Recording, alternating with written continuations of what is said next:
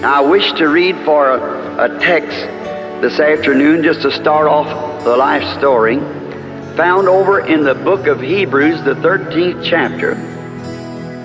For Jesus also, that he might sanctify the people, with his own blood suffered without the gate. Let us go, therefore, to him without the camp, bearing his reproach. For here we have no continuing city, but we seek one to come. And my thought is that here we have no continuing city, but we seek one to come. I've stood in Rome, where the great emperors and the cities that they thought they would build immortal, and dig down 20 feet to even find the ruins of it. I stood where the pharaohs had their great kingdoms, and you dig down in the ground to find where the great pharaohs ruled. All of us like to think about our city and our place, but remember, it cannot stand. When I was a little boy, I used to go to a great maple tree. This great, gigantic tree, it was the most beautiful tree. And I could see its great, mighty branches sway in the wind, great, huge trunk. And I said, you know, I believe that this tree will be here for hundreds and hundreds of years. Not long ago, I took a look at the old tree. It's just a snag. For here we have no continuing city. No, nothing here on the earth that you can look at will continue. It's got to have an end. Everything that's mortal has to give away to an immortality. Now, I used to see my father. He was rather a short, stocky man, very strong. And he was one of the strongest little men that I knew of. And then I remember when Dad used to come in and take his wash for dinner, and he'd roll up his sleeves, them little short, stubby arms. And when he'd pull up his arms to wash, throw the water up on his face, the muscles just wadded in his little arms. And I said, you know, my daddy will live to be 150 years old. He was so strong, but he died at 52. See? Here we have no continuing city. That's right. We cannot continue. Now let's take a little trip, all of us. And it's good to stroll down memory's lane once in a while. Don't you think so? I was born in a little mountain cabin way up in the mountains of Kentucky. They had one room that we lived in, no rug on the floor, not even wood on the floor. It was just simply a bare floor. And a stump, top of a stump cut off with 3 legs on it, that was our table. And all those little Branhams that pile around there and out on the front of the little old cabin and waller down, looked like where a bunch of possums had been wallering. Out there in the dust, you know, all the little brothers, there was 9 of us. And 1 little girl. And Mother was 15 years old when I was born. Dad was 18. And I was the first of the 9 children. And they told me that the morning I was born, now we was very poor, just the poorest of poor. And we did not even have a window in this little cabin. It had like a little wooden door that you open. I doubt whether you ever seen anything like that. A little wooden door that opens instead of a window. You keep it open in the daytime, you closed it at night. We couldn't turn on the electric lights or even burn kerosene in those days. We had what you call a grease lamp. And I was born on April the 6th, 1909. Of course, you know that makes me a little over 25 now. And so the morning that I was born, Mother said that they opened up the window. Now, we had no doctors. There was a midwife. And that midwife was my grandmother. And so when I was born and my first beginning to cry, and Mother wanted to see her child, And when they opened up the little window just at the break of day, about 5 o'clock, and there was an old robin sitting by the side of a little bush. Did you ever hear the legend of the robin, how he got his red breast? There was the King of Kings was dying one day on a cross. And he was suffering and no one would come to him. He had no one to help him. And there was a little brown bird wanted to take them nails out of the cross. And he kept flying into the cross and jerking on those nails. He was too little to pull them out. And he got his little breast all red with blood. Ever since then, his breast has been red. He was sitting at the side of the window, chirping as the robins sing, and Dad pushed back the window. And when they pushed the little window door back, that light that you see in the picture come whirling in the window. Says my mother, and hung over the bed. Grandmother didn't know what to say. Now was not a religious family. And then when they opened this window and this light stood in there, they did not know what to do. Dad had bought him, Mama said, a new pair of overalls for this event. He's standing with his arms in the bib of the old overalls like the woodsmen and loggers used in those days, and it frightened them. Well, after I'd got up maybe 10 days old or something, they'd taken me up to a little Baptist church called Possum Kingdom. And the old preacher came by, and there he offered prayer for me as a little boy. That was my first trip to church. At the year of about something a little over 2 years old, the first vision taking place. Well, they had told around in the mountains there that this light came in, so they tried to figure it up. Some of them said it must have been the sunlight reflecting on a mirror in the house, but there was no mirror in there, and the sun wasn't up. So it was too early at 5 o'clock. And then, they just passed it by, and when it's about supposed to be near 3 years old, now I have to be honest. There's things here that I do not like to say, and I wish I could bypass it and not have to say it, but yet to tell the truth, you must tell the truth. If it's on yourself or your people, be honest about it, and then it's always the same. My father was a long way from being a religious person. He was a typical mountain boy that drank constantly all the time, and he had gotten in some trouble in a fight. He could not come back because the law was looking for him. And then when we had heard from him by letter, signed by another name, but that he had told Mother how it would be, that she'd hear from him. And then I remember one day, the spring, this little cabin was just behind the house, and during that time, after there's 11 months difference between me and my next brother, and he was still crawling, and I had a big rock in my hand, and I was trying to show him how hard I could throw this rock.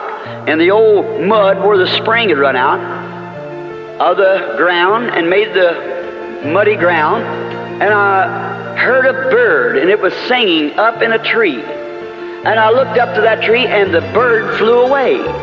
And when it did, a voice spoke to me.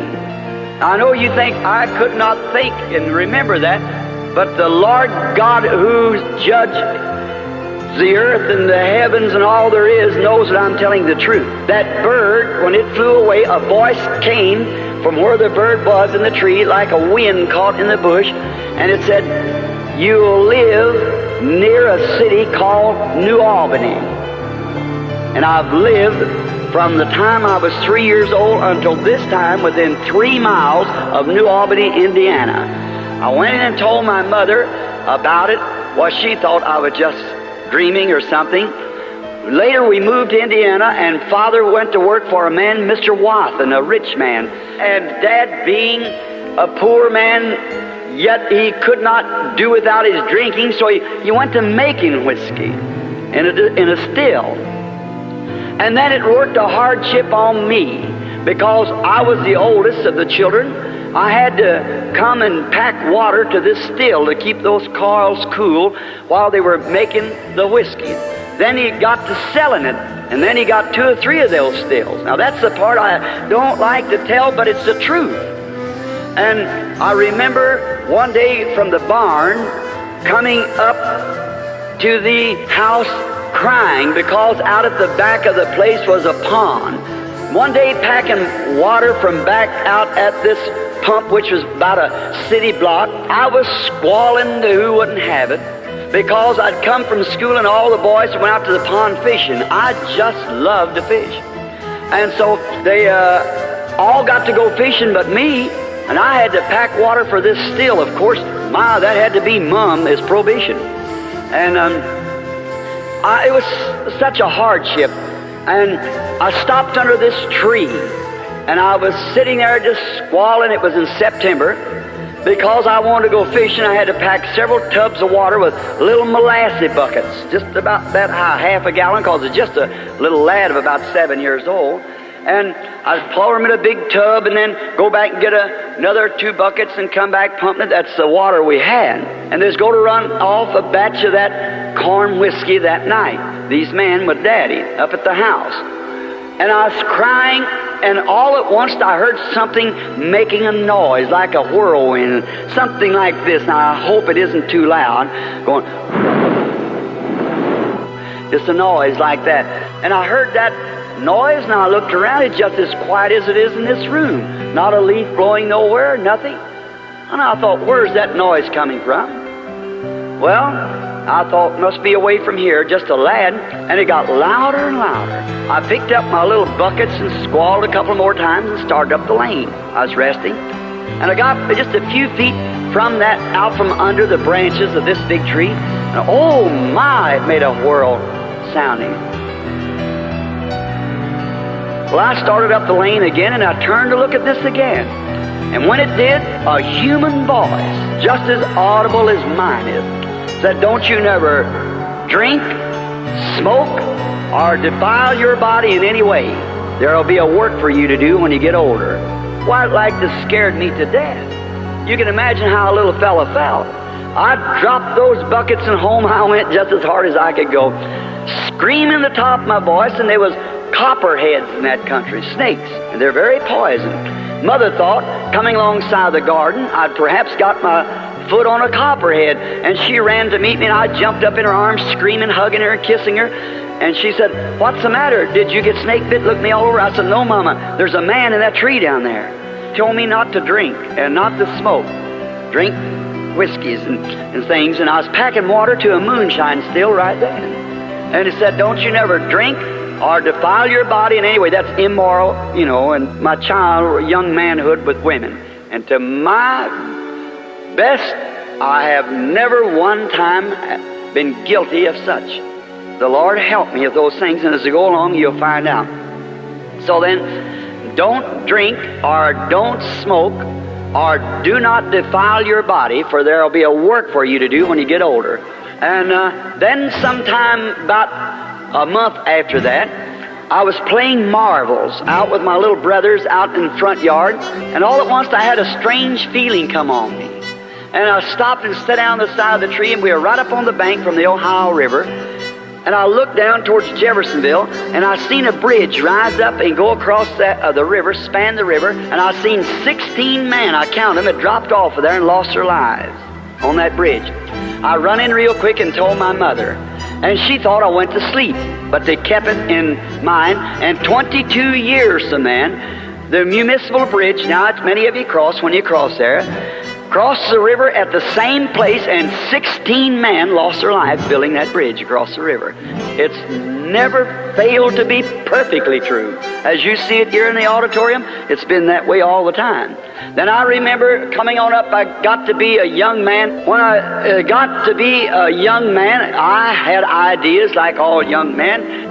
Going to school, I found them little girls, I was real bashful, and I finally got me a little girlfriend. And another little boy, we were buddies, so he got his daddy's old Model T Ford, and we got a date with our girls, and we was going to take them out. Right. And so I had a few nickels in my pocket, and we stopped at a little place and you could get a ham sandwich for a nickel. And so, I was rich. I could buy 4 of them, see? And after we'd eat the sandwiches and drink the Coke, I started taking the bottles back. And to my surprise, when I come out, women had just started falling from grace at that time, or from womanhood. My little dove was smoking a cigarette. Well, I've always had my opinion of a woman that would smoke a cigarette, and I haven't changed it one bit from that time on. That's right. It's the lowest thing she can do. Well, when I seen that pretty little girl just acting smart, this cigarette in her hand, that like to kill me, because I really thought I loved her.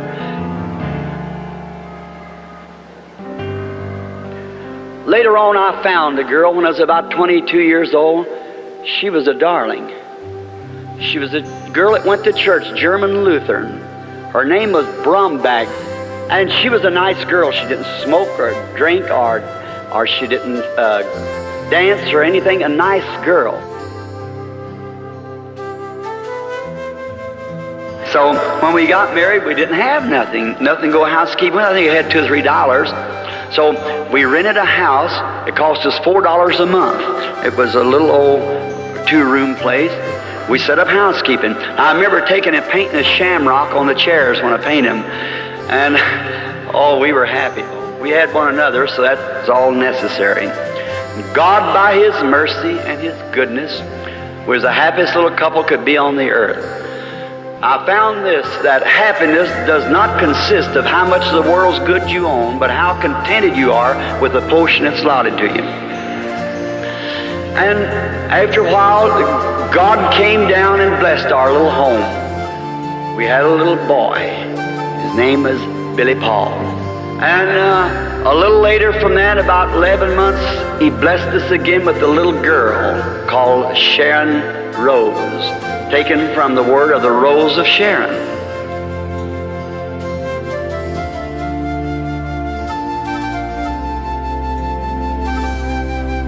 And I remember one day I had saved up my money, and I was going to take a little vacation, going up to a place, Pawpaw Lake, to fish. And on my road back, and during this time, I'm leaving out my conversion. I was converted and was ordained by Dr. Roy Davis in the Missionary Baptist Church, and had become a minister and have the tabernacle that I now preach in Jeffersonville. And I was pastoring the little church, and no money. I pastored the church 17 years and never got one penny. I didn't believe in there wasn't even an offering plate in it. And what tithings I had from work and so forth, had a little box on the back of the building, said, little sign on it, insomuch as you have done unto the least of these my little ones, you have did it unto me. And then that's how the church was paid for. We had 10 years loan to pay it, and was paid off less than 2 years. And I never took an offering of no kind. And I remember when she worked so hard to help me to have enough money to go up to this lake to fish. And when I was coming back from the lake, and I began to notice cars that had signs on the back that said Jesus only. And I followed some of them down, and I come to a great big church, and I found out they were Pentecostal. I'd heard of Pentecostal, but they were a bunch of holy rollers.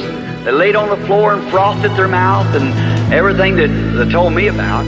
So I didn't want nothing to do with it. So I heard them all carrying on in there, and I thought, believe I'll just walk in. So I stopped my old Ford and walked in, and all the singing you ever heard in your life.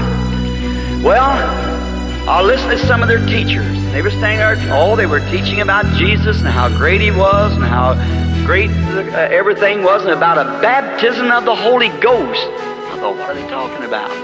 But you know, something about it, longer I sit there, the better I liked it. There was something seemed to be real good. And that night, I prayed for her all night. I said, Lord, what is this I got into? I never seen such religious people in my life. And I said, help me to know what this is all about. And the next morning, I got down there and invited us for breakfast. Of course, I wouldn't come eat with him because I had nothing to put in the offering. And he said, last night on the platform, there was a young preacher here, a Baptist and said he was the youngest preacher on the platform. His name was Branham. Does anybody know any whereabouts of him? Tell him to come on, we want him to bring the morning message. I stood up there, I said, well, I don't know about this.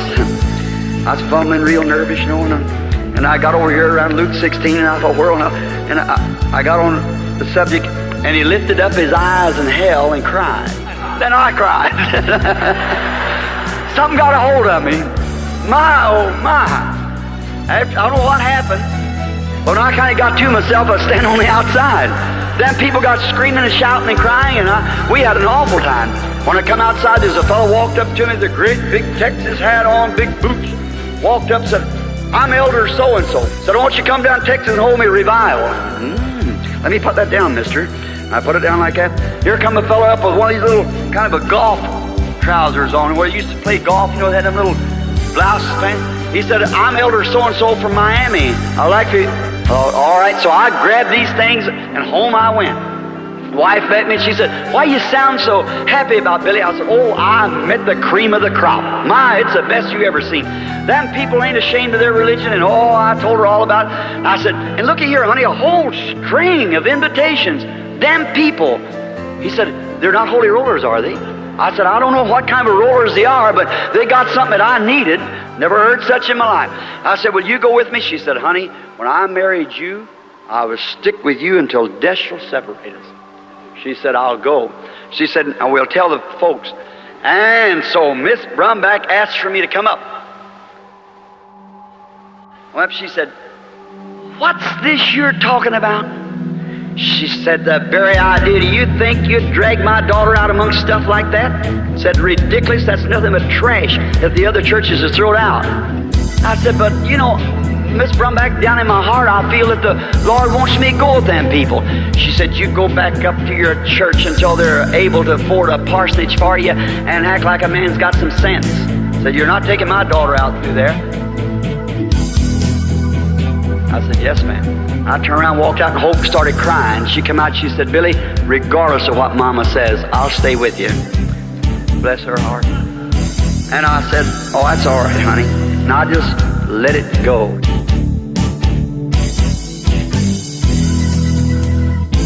She wouldn't let her daughter go with such people as that because it wasn't nothing but trash. And so I just kind of let it go. It was the worst mistake I ever made in my life. One of the worst.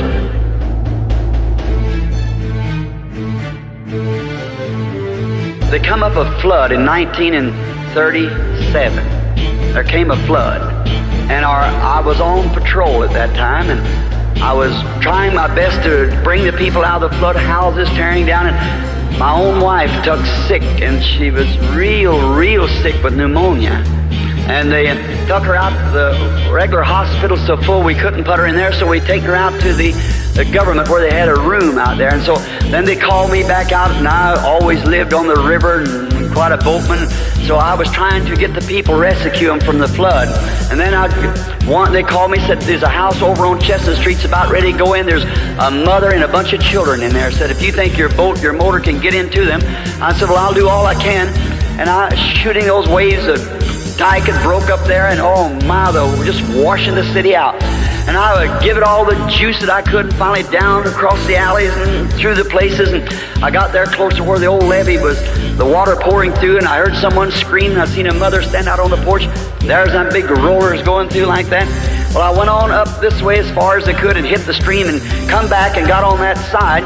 I got my boat stopped just in time to tie it around the pillar of the post of the door, post or porch post, and I run in and grabbed the mother and got her in there, 2 or 3 of the children, and I undone my boat and got her back, come out way down below and got her over to the shore, about a mile and a half across the city. So I got her to the shore, and then when I got over there, she fainted, and she was screaming, my baby, my baby. Well, I thought that she meant she left the baby in the house. Ooh, I tucked back again while they were trying to take care of her, and I come to find out she was wanting to know where her baby was there. There was a little fellow about 3 years old, and I thought she meant a little nursing baby or something. And so I tucked back and got over there, and when I got that boat and got on the inside and couldn't find old baby, and the porch gave away, and the house went in. And I run real quick and grabbed the piece there that was floating my boat, got into the boat and pulled that and loosed it up, and it done got me out into the current of the main river then. It was about 11:30 at night, and it's sleeting and snowing, and I grabbed a hold of the starter string, and I tried to pull the boat, and it wouldn't start, and I tried, and it wouldn't start, and I tried again, getting farther in that current. The falls just below me. And I was trying real hard, and I thought, oh my, here's my end. This is it. And I'd try real hard, and I said, Lord, please don't let me die a death like this. I'd pull, and it'd come back to me. What about that bunch of trash that you wouldn't go to? I put my hand back on the boat, and I said, God be merciful to me. Don't let me leave my wife and baby like this. And I'm out there sick, please. And I just kept pulling like that, and it wouldn't start, and I could hear the roaring down there, because just a few minutes, and oh my, that would be it. And I said, Lord, if you'll forgive me, I promise you I'll do anything. And kneeling in that boat there, and the sleet hit me in the face. I said, I'll do anything that you want me to do. And I pulled again, and it started. And I turned all the gas on it I could, and finally got into the shore, and I went back to find the truck, patrol truck, and I thought some of them said, say, the government just washed away my wife and baby in there. Both babies. And I tuck out for the government as hard as I could, and the water was standing about 15 feet deep all through it. And there was a major there, and I said, Major, what happened to the hospital? He said, now don't be worried. Do you have anyone in there? And I said, yes, a sick wife and 2 babies. He said they all got out, so they're in a freight car, and they've headed towards Charleston. I got my boat and got my car and my boat in the back of it, and run out there and then the creeks had come down about 2.5 or 3 miles wide. All night long I tried to. Some of them said the freight car washed off the tracks out there on the trestle. Well, to find myself marooned out on a little island, sat there 3 days. I had plenty of time to think about whether that was trash or not. Just beating, where's my wife? Finally, when I found her, and a few days after I got out and got across, she was way up to Columbus, Indiana, in the Baptist auditorium where they'd made a hospital-like sick rooms on little government cots. And I ran to her as hard as I could, trying to find where she was, screaming, hope, hope, hope. And I looked, and there she was laying on a cot, and TB had set in. She raised her little bony hand, and she said, Billy. And I run to her, and I said, Hope, honey. She said, I look awful, don't I? I said, no, honey, you look all right. For about 6 months, we worked with everything that was in us to try to save her life, but she kept getting lower, lower.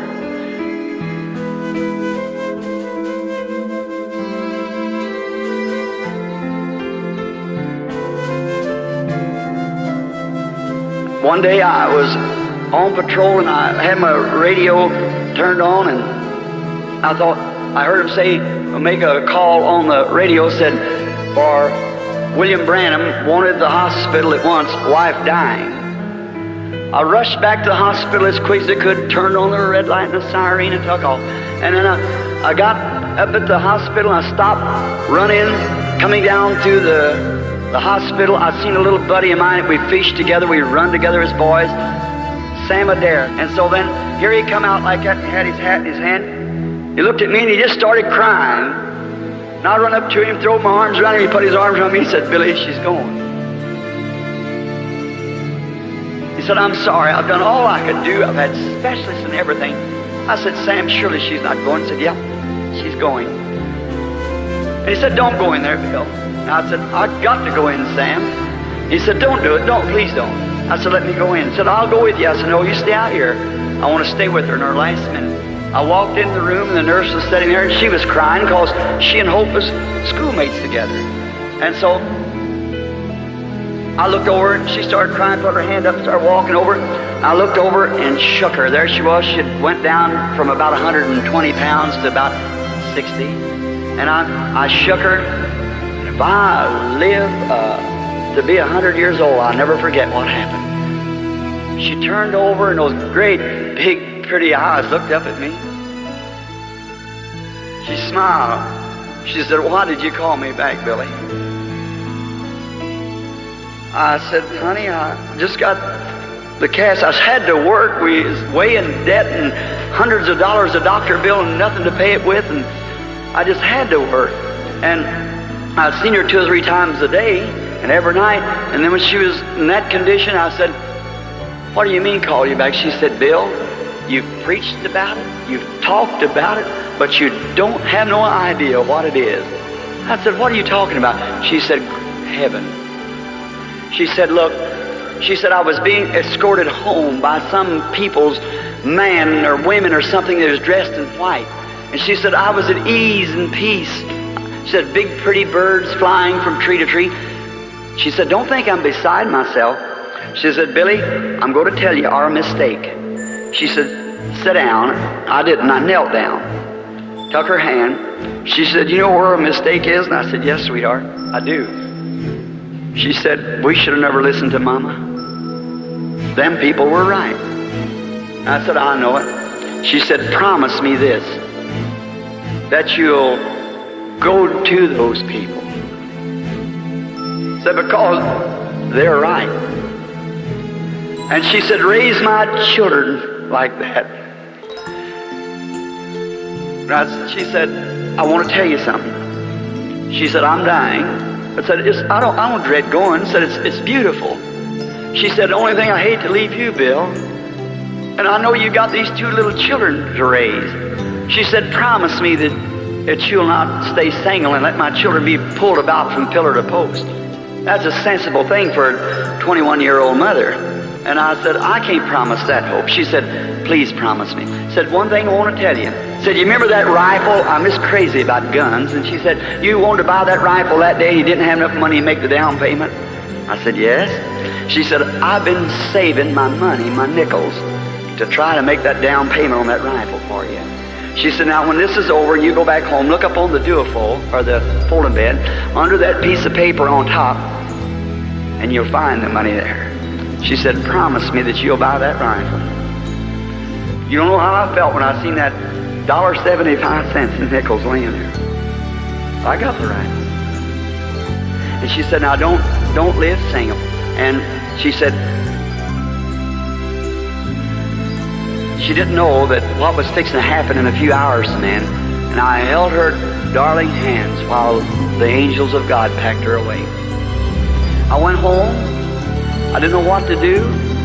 I laid down there at night, and I heard, I think a little mouse was in the old grate where we had some papers in there, and I shut the door with my foot in there, hung her kimono on the back, laying down there in the morgue. And just in a little bit, someone called me, said, Billy, this Brother Frank Roy said, your baby's dying.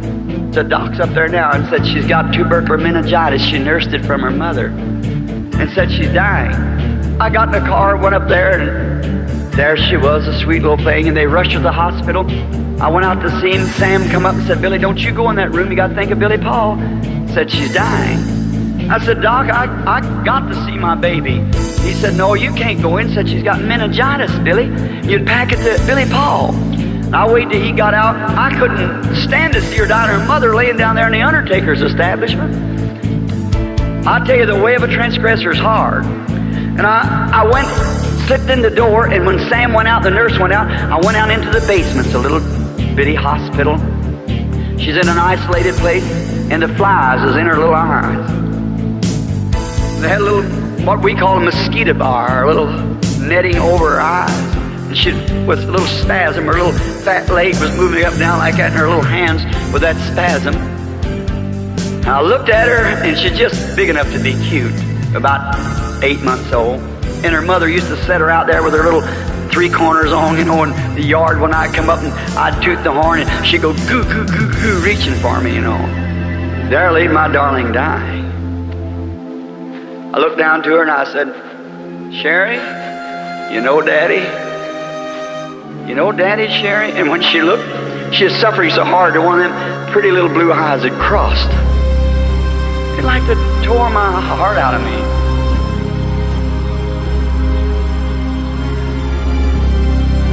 I knelt down, I said, Lord, what have I done?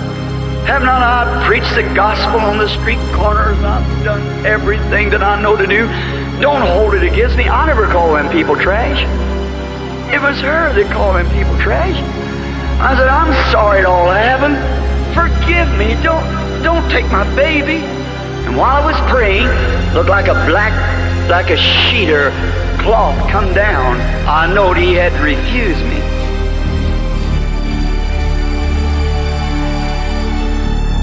Now there was the hardest and the most treacherous time of my life. When I raised up and looked at her, and I thought, Satan put in my mind, well, you mean as hard as you've preached and the way that you've lived, and now when it comes to your own baby, he'll turn you down. I said, that's right. If he can't save my baby, then I can't. I stopped. I just didn't know what to do. And then I said this, I said, Lord, you gave her to me and you taken her away. Blessed be the name of the Lord. If you take it, even me, I'll still love you. And I put my hand over on her and I said, bless you, sweetheart. Daddy wanted to raise you with all my heart. I wanted to raise you and raise you to love the Lord. But the angels are coming for you, sweetheart. Daddy will take your little body down and lay it on the arms of Mama. I'll bury you with her. Someday, Daddy will meet you. You just wait up there with Mama. When her mother was dying, she said, last word she said, Bill, stay on the field. I said, she said, if I'm on the field when he comes, I'll get the kids and meet. If I'm not, I'll be buried by you. And you go over on the right-hand side of the great gate, and when you see all of them come in, stand there and start hollering, Bill, Bill, Bill, just as loud as you can. I'll meet you there. I kissed her goodbye. I'm on the battlefield today. That's been nearly 20 years ago. I got my date with my wife. I'm going to meet her. I took the little baby when it died and put it on the arms of the mother, and we take it out to the cemetery. And I stood there to hear Brother Smith, the Methodist preacher that preached the funeral. Ashes to ashes and dust to dust. And I thought, heart to heart. There she went. Not long after that, I took little Billy there one morning. He's just a little bitty fella.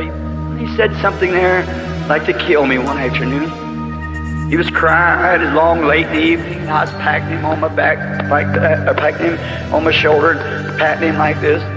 He said, Daddy, please go get Mama and bring her here. And I said, honey, I can't get Mama. Jesus. I said, well, tell Jesus to send me my Mama. I want her. I said, well, honey, me and you go see her sometime. And he stopped and said, Daddy. And I said, yeah. He said, I see Mama up there on that cloud. Like to kill me. I thought, I see Mama up there on that cloud. I just almost fainted. I hugged the little fella up to my bosom like that, just held my head down. Went on in.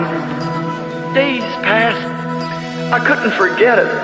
I tried to work, couldn't go back home. It wasn't home no more. I wanted to stay. We didn't have nothing but just that old tore up furniture. But it was something that she and I had enjoyed together. It was home. And I remember one day I was trying to work in public service. I went up to fix an old secretary was hanging down. It was real early in the morning, and I climbed up this cross. And I couldn't give that baby up. I could see my wife going, but that baby going, just a little bitty thing. And I was on there and I was singing, on the hill far away stood an old rugged cross, and the primaries run down to the transformer and went out into, secondary. And I was hanging up there on it, and I happened to look at the sun coming up behind me, and there my hand stretched out, and the sign of that cross on the hillside. I thought, yes, it was my sins that put him there. I said, Sharon, honey, Daddy wants to see you so bad, honey. How I'd like to hold you in my arms again, you darling little thing. I got beside myself. It had been weeks. I pulled off my rubber glove. There's 2,300 volts running right beside of me. I pulled off my rubber glove. I said, God, I hate to do this. I'm a coward. But Sherry, Daddy's going to see you and Mommy just in a few minutes. Started pulling off my glove to put my hand on that 2,300 and break the water. You even have no blood left in you. And so I started pulling that glove off, and something happened. When I come to, I was sitting on the ground with my hands up like this to my face, crying. It was God's grace, or I would have been having a healing service here. I'm sure of that. It was Him protecting His gift, not me. I started home. I quit. Put my tools away and went back. I said, I'm going home. I started around the house, and I picked up the mail in the house, kind of cold, and I went in. We had one little room. I was sleeping on a little cot there, and the frost coming up, and that old stove. I took the mail, and I looked in the mail, and the first thing on there was her little Christmas saving, 80 cents. Miss Sharon Rose Branham. There it was all over again. I'd been game warden. I reached in there and got my gun, pistol, out from the holster. I said, Lord, I can't go this anymore. I'm dying. I'm so tormented. I pulled the hammer back on the gun, put it up to my head, kneeling there on that cot in that dark room. I said, Our Father, art in heaven, hallowed be thy name. Thy kingdom come, thine will be done. As I tried, I squeezed that trigger as hard as I could. I said, on earth as it is in heaven. Give us this day our daily bread, and it wouldn't go off. I thought, oh God, are you just tearing me to pieces? What have I done? You won't even let me die. And I threw the gun down and went off and shot through the room. I said, God, why can't I die and get out of it? I just can't go no farther. You've got to do something to me. And I fell over and started crying on my little old dirty bunk there. And I must have went to sleep. I don't know whether it was asleep or what happened. And I thought I was going down along through the prairie, singing that song. There's a wheel on the wagon that's broken, sign on the ranch for sale. As I went along, I noticed an old covered wagon, like an old prairie schooner, and the wheel was broke. Of course, that represented my broken family. And as I got close, I looked, and there stood a real pretty young girl, about 20 years old, white flowing hair and blue eyes, dressed in white. I looked over at her. I said, how do you do? Went on. She said, hello, Dad. And I turned back and I said, Dad? Well, I said, how, miss, can I be your daddy when you're as old as I am? She said, Daddy, you just don't know where you're at. And I said, well, what do you mean? She said, this is heaven. Said, on earth I was your little Sharon. Well, I said, honey, you were just a little baby. Said, Daddy, little babies are not little babies. Sure, they're immortal. They never get old or never grow. And I said, oh, Sharon, honey, you're a pretty young woman. She said, Mama's waiting for you. And I said, where? She said, up at your new home. And I said, new home? Branhams are vagabonds. They don't have homes. They just... And I said, well, I never had a home, honey. She said, but you got one up here, Daddy. I don't mean to be a baby, but it's just so real to me. As I start to thinking of it, it all comes back again. She said, you got one here, Daddy. I know I got one over there. Someday I'll go to it. She said, where's Billy Paul, my brother?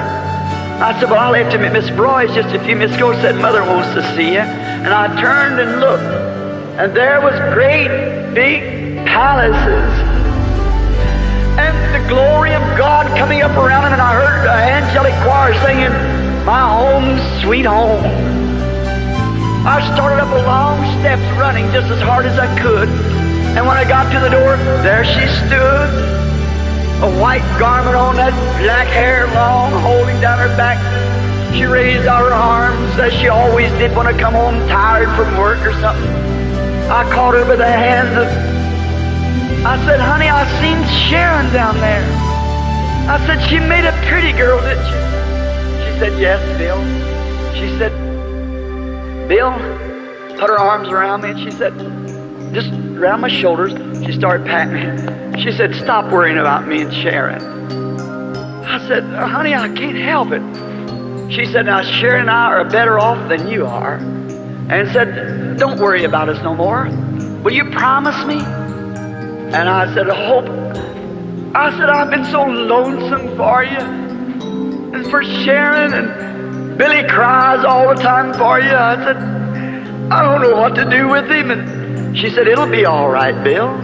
She said, just promise me you won't weary no more. And she said, won't you sit down? And I looked around, and there's a great big chair. And I remember I tried to buy a chair. I tried to buy a chair one time. We just had them old common wooden bottom chairs for that breakfast set. We had to use them, the old chairs we had. And we could buy one of these chairs that let back in the back like I forget what kind of an easy rest chair. And it cost $17. You could pay $3 down and $1 a week. And we got one. And when I come in, I'd work all day and preach till midnight around the streets and wherever I could preach. And one day, I got behind on my payments. We couldn't make it. And it got day after day. And finally, one day they come and got my chair. Took it. That night, I never will forget, she had me a cherry pie baked, poor little old thing. She knowed I was going to be disappointed. And after supper, I said, what's you so good about tonight, honey? And she said, say, I had the boys over in the neighborhood to dig you some fishing worms. Don't you think we ought to go down to the river and fish a little while? And I said, yes, but... And she started crying. I knew there was something wrong. I had an idea, because it already sent me a notice it's coming to get it. We couldn't make that $1 payment a week. We couldn't afford it. She put her arms around me, and I went to the door, and my chair was gone. She told me up there, she said, you remember that chair, Bill? And I said, yes, honey, I remember. So that's what she's thinking about, wasn't it? Yeah. I said, well, they won't take this one. This one's paid for. She said, sit down just a minute, I want to talk to you. And I said, honey, I don't understand this. And she said, promise me, Billy, promise me that you won't worry anymore. You're going back now. I said, promise me you won't worry. And I said, I can't do that. And just then I come to. It was dark in the room. I looked around and I felt her arm around me. I said, Hope, are you here in the room? She started patting me. She said, you gonna make me that promise, Bill? Promise me you won't worry no more? I said, I promise you. And then she patted me 2 or 3 times, and she was gone. I jumped up and turned on the light, looked everywhere. She was gone. But she's just gone out of the room.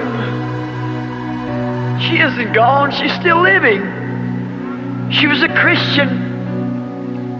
Billy and I went to the grave here some time ago, packing a little flower for his mother and sister just on an Easter morning, and we stopped. The little fellow started crying. He said, Daddy, my mom is down there. I said, no, honey, no, she ain't down there. Sister ain't down there. We got a folded over grave here, but way across the sea there's an open grave where Jesus rose, and someday he'll come, he'll bring Sister and Mama with him. I'm on the battlefield today, friends. I just can't tell anymore. God bless you. Let's bow our heads a minute.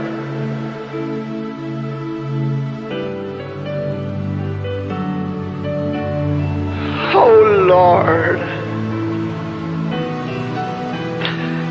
Many times, Lord, I'm sure people don't understand when they think these things come easy. But there's a great day coming when Jesus shall come and all these sorrows will be wiped away. I pray, Heavenly Father, that you help us to be prepared. And that last promise, when I kissed her on the cheek that morning and I'd meet her there that day, I believe she'll be standing at that post screaming my name. I've lived true to that promise since, Lord. Around the world, in all kinds of places, trying to bring the gospel. Getting older, tired, and wore out. One of these days, I'm going to close this Bible for the last time. God, keep me faithful to the promise. Keep your grace around me, Lord. Let me not look at the things of this life, but live for the things that's beyond. Help me to be honest. I don't ask for flower bed of ease. No, Lord, when my Christ died there under suffering, And all the rest of them died like that. I don't ask for any easy thing. Just let me be honest, Lord, truthful. Let people love me so I can lead them to Thee. I pray that Your mercies rest upon each of us here. And those who are here, Lord, may not even know You. And maybe they've got some little loved one across the sea yonder. If they've never fulfilled their promise, may they do it now, Lord. Excuse my breaking down, but oh my, you don't realize, friend. You don't know what sacrifice. That's not a spot hardly of the life story.